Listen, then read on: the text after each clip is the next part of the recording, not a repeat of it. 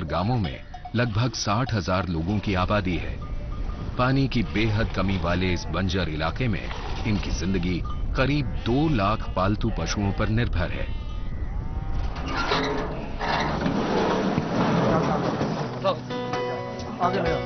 धानेली गांव के बाहर रेत के टीले पर हमने बलून उड़ाने की तैयारी शुरू की। यहाँ टेलीफोन और बिजली की तारों के साथ साथ बड़े पेड़ों का कोई खतरा भी नहीं।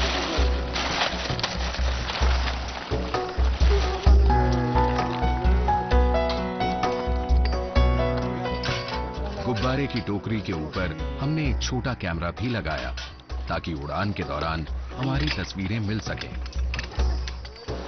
इधर हम जुटे हैं गुब्बारे को उड़ाने की तैयारी में और उधर गांव वाले अपने रोजमर्रा के काम में।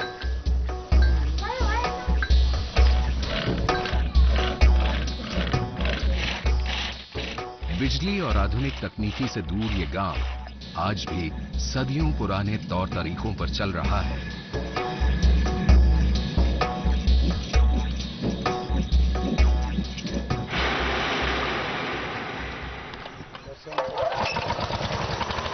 पंखा हल्के नायलॉन से बने 77,000 क्यूबिक फीट वाले गुब्बारे को 10-12 मिनट में ठंडी हवा से भर देगा।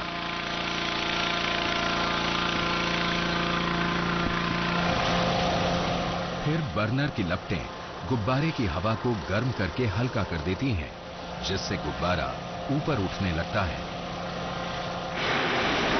हमारा आधुनिक हॉट एयर बलून यहाँ के गांव वालों के लिए एक अजूबा है। अब गुब्बारा उड़ने के लिए तैयार है। तो कोई प्रॉब्लम नहीं है। इस छोटे से बलून में पायलट समेत 3 लोगों की जगह है। शुरू होता है थार रेगिस्तान का रोमांचक सफर।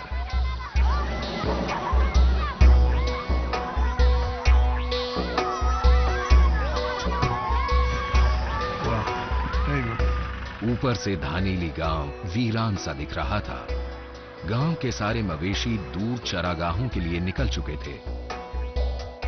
पहली नजर में थार का रेगिस्तान बड़ा वीरान और नीरस सा लगता है, पर यहाँ 700 किस्म के पेड़ पौधे, 51 प्रजाति के रेंगने वाले जीव और 141 किस्म के पक्षी मिलते हैं।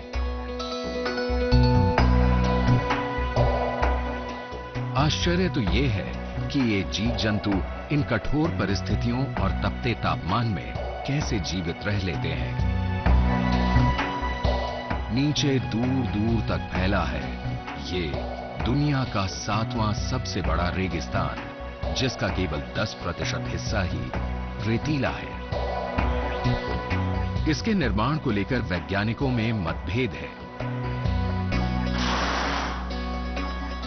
कुछ मानते हैं कि यह इलाका कभी समुद्र का हिस्सा था। कुछ का कहना है कि धरती के भीतर भौगोलिक उथल-पुथल और पर्यावरण में बदलाव के कारण यहां की नदियां सूख गईं। सैटेलाइट से इस रेगिस्तान का नजारा बहुत अद्भुत दिखाई पड़ता है।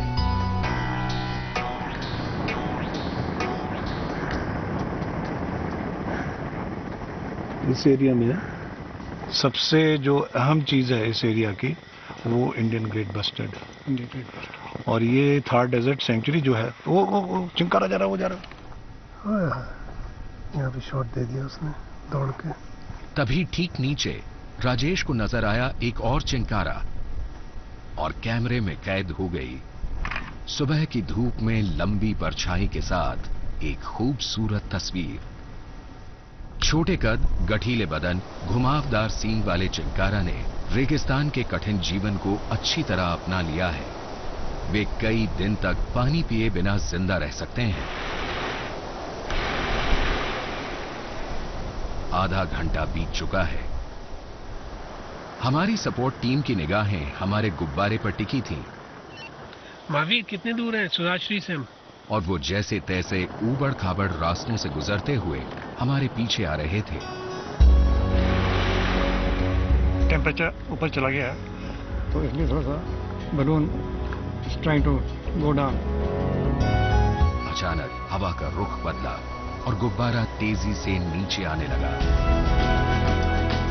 ये खतरनाक हो सकता है।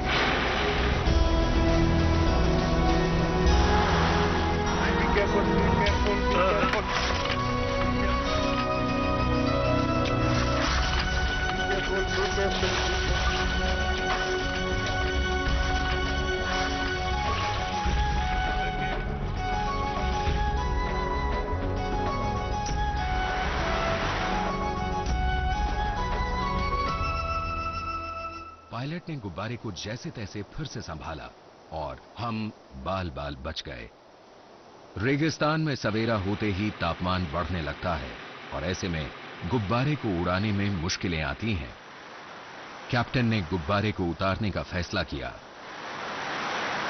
देखते ही देखते हमारी टोकरी बड़े झटके के साथ जमीन से जा टकराई। किसी तरह हमने अपने आप को और कैमरों को संभाला। अभी कैप्टन गुब्बारे को नीचे गिराने में जुट गए। पहले तो टचडाउन वहां किया। हाँ, पहले वहाँ टचडाउन किया। हाँ। यहाँ थोड़े से ड्रैग किया बास्केट ने। अच्छा, विंड की वजह से? विंड की वजह से विंड चल पड़ा। अगर विंड नहीं होती तो बिल्कुल तो ऐसे स्ट्रेट खड़ा होता है ऐसे आराम से, एंड क्लब्स भी नहीं होता, अच्छा, सीधा ही खड़ा रहता। कितना हमने डिस्टेंस कवर किया होगा मुझे पता नहीं है, लेकिन हमने 1 घंटा 10 मिनट की फ्लाइट की है। अच्छा, इसके लिए एक बात है कि बैकबोन 2 होनी चाहिए। हम अच्छे समय नीचे उतर आए। दिन के चढ़ते ही यहां तेज रेत भरी हवाएं चलने लगी थी।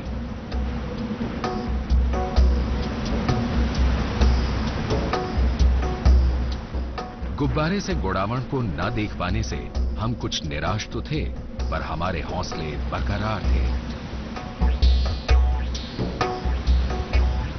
उसी की तलाश में हम निकल पड़े सुधाश्री के घास के मैदानों में, और साथ में है अनुभवी फॉरेस्ट गार्ड बोधराम। इसमें गुड़ावन का टाइम है अभी जोड़ा बनाने का, और कोई खास तरह की आवाज करता रात में, जोर से भूंगार करता है। मतलब करीबन 3-4 किलोमीटर तक वो आवाज सुना जाती है।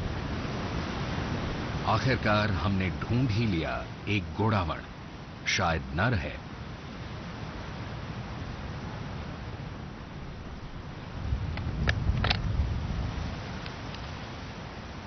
गर्व से गर्दन ऊपर किए हुए वो हमसे दूर ही जा रहा है, शायद हमसे डर रहा है। फिर भटतीतर। यहां पानी अनमोल है। भीषण गर्मी में पानी के अभाव को दूर करने के लिए वन विभाग ने पानी की अनेक हौदियां बनाई हैं। अब बारी है नेवले की।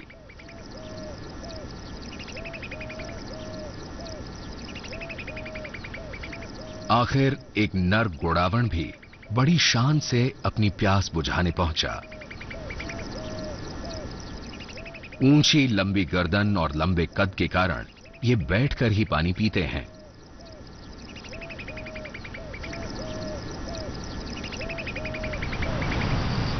तभी राजेश को दूर एक नर गोडावण अपने इलाके के ऊंचे टीले पर शानदार प्रदर्शन करता दिखाई दिया। इसमें जो मेटिंग चॉइस है वो फीमेल की है, तो फीमेल जो है वो डिफरेंट एरियाज में 5, 6, 10 फीमेल घूमती रहती हैं, and they mate with the possibly the best male which is the most attractive for the female.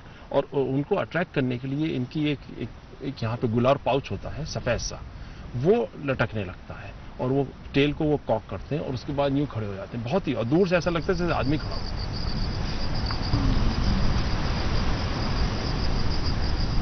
और फिर वो आवाज निकालते हैं, और वो आवाज बहुत लाउड नहीं है वो, but it is far carrying, almost 1 kilometre तक आवाज सुनाई देती है। और वो आवाज ऐसी होती है और बहुत दूर तक जाती है। और ये आवाज जो है ना, ये फीमेल को एक तो डिस्प्ले और ये आवाज वो अट्रैक्ट करती है।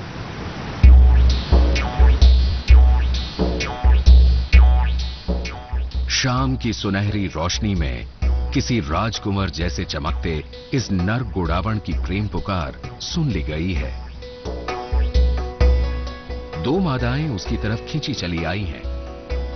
अब वो बड़ी शान से उनके पीछे चल पड़ा है।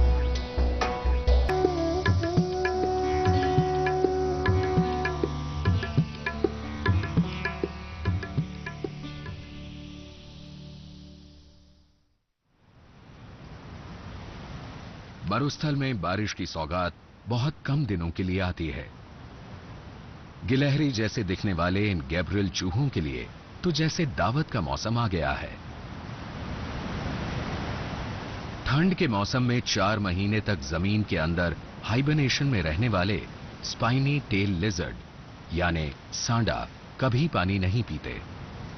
हरी पत्तियों के खाने से ही इनकी पानी की जरूरत पूरी हो जाती है। आसमान में मंडराते बाज की नजर सांडे पर पड़ चुकी है, लेकिन अपने चौकन्नेपन के कारण इस बार वो बच गया। इस दो मुंहे सांप यानी सैंड बोआ ने